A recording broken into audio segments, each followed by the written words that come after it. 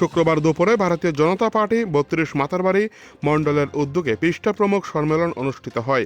সম্মেলনে মঙ্গল প্রদীপ প্রজ্বলন করে শুভ সূচনা করেন ত্রিপুরা প্রদেশ বিজেপি সভাপতি রাজীব ভট্টাচার্য।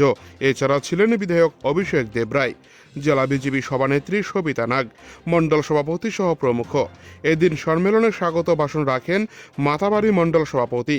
পরে বিধায়ক অভিষেক দেবরায় ভাষণ রাখতে গিয়ে দলীয় কর্মীদের উদ্দেশ্যে বলেন, প্রতিটি এলাকার মধ্যে দলীয় কর্মীরা যেন দলের জন্য প্রতিটা সময় কাজ করে এবং আগামী লক্ষ্যমাত্রা স্থির রেখে দলকে আরও শক্তিশালী করার জন্য ময়দানে আরও শক্তি নিয়ে ঝাঁপাতে হবে।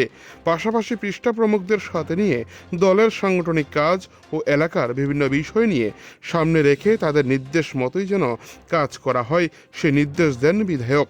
পরে বিজেপি প্রদেশ সভাপতি রাজীব ভট্টাচার্য ভাষণ রাখতে গিয়ে তীব্র আক্রমণ শোনান ত্রিপুরার প্রাক্তন বাম মুখ্যমন্ত্রী মানিক সরকারকে। রাজ্যের ২৫ বছরের বাম শাসনে রোজভ্যালি ব্যবসা থেকে শুরু করে বিনোদন তৈরি করা পার্ক, সেই সব বিষয় নিয়ে তীব্র আক্রমণ শোনান মানিক সরকারকে। চিটফান্ড সংক্রান্ত বিষয় নিয়ে আক্রমণের নিশানায় ব্যাপক ঝাঁজ তুলেছেন রাজীব। একের পর এক প্রশ্ন ছুড়ে দেন প্রাক্তন বাম মুখ্যমন্ত্রী মানিক সরকারের দিকে। একদিকে পাহাড়, অন্যদিকে সমতল। যেভাবে বিজেপি আক্রমণের নিশানায় নিচ্ছে বিরোধী রাজনৈতিক দলগুলিকে, তাতে করে ত্রিপুরার বর্তমান রাজ্য রাজনীতি গরম হয়ে উঠেছে বলে মনে করছে রাজনৈতিক মহল। মাতারবাড়ি থেকে নিজস্ব প্রতিনিধির রিপোর্ট, টিভি 100 বাংলা। একজন মুখ্যমন্ত্রী রোজভ্যালির মতো সংস্থায় গিয়ে উদ্বোধন করছে, মালিককে বলছে আরো বেশি করে এই ত্রিপুরা রাজ্যে সম্পত্তি করার জন্য। তো মানুষের মধ্যে আত্মবিশ্বাস আসছে যে না, আমরা রোজভ্যালিতে টাকা রাখলে আমরা সেগুলি ফেরত পাবো।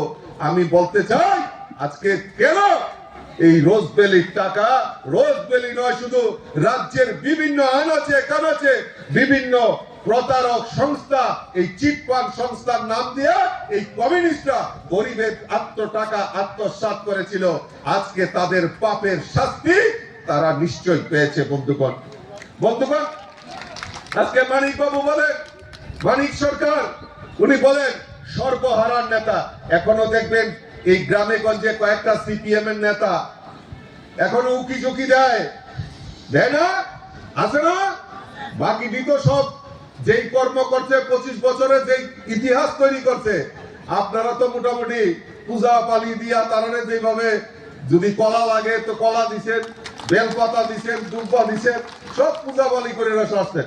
এখনো দেখবেন দুই একটা পিছলাইয়া রয়েছে কয়েকটা, দেখবেন এই দিক সেদিক ঘোরাঘুরি করে।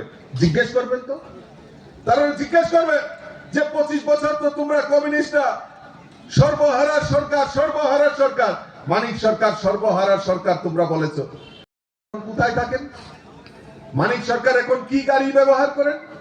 উনি তো সর্বহারার সরকার। আমরা শুনে এসেছি সারা ভারতবর্ষে মার্কেটিং হয়েছে, মানিক সরকার সাইকেল নিয়ে উনি বিধানসভায় যান, সাইকেল নিয়ে উনি দপ্তরে যান।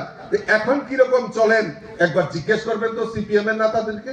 আপনারা জানতে চান, উনি একটা আমাদের মাননীয় মুখ্যমন্ত্রী প্রফেসর ডক্টর মানিক সাহা, উনাকে দরদ দেখিয়ে উনি চিঠি লিখেছেন মানিক সরকার আমাদের মুখ্যমন্ত্রীর কাছে যে আমি রাত্রেবেলা ঘুমানোর জন্য একটু ভালো বাংলা চাই, ভালো কোয়ার্টার চাই।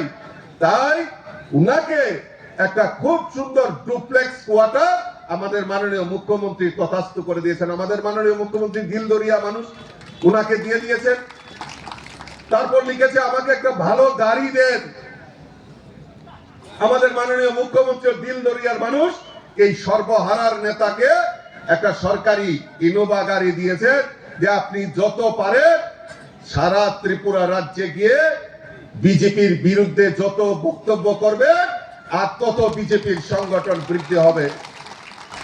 জিজ্ঞেস করবেন তো তাদেরকে, এই সর্বহারার সরকার বলে, সর্বহারার নেতা বলে, গরিবের সরকার বলে, জিজ্ঞেস করবেন তো এই সর্বহারা সরকারের সর্বহারা নেতাদের এই নাকি চরিত্র যেটা আমরা শুনতাম।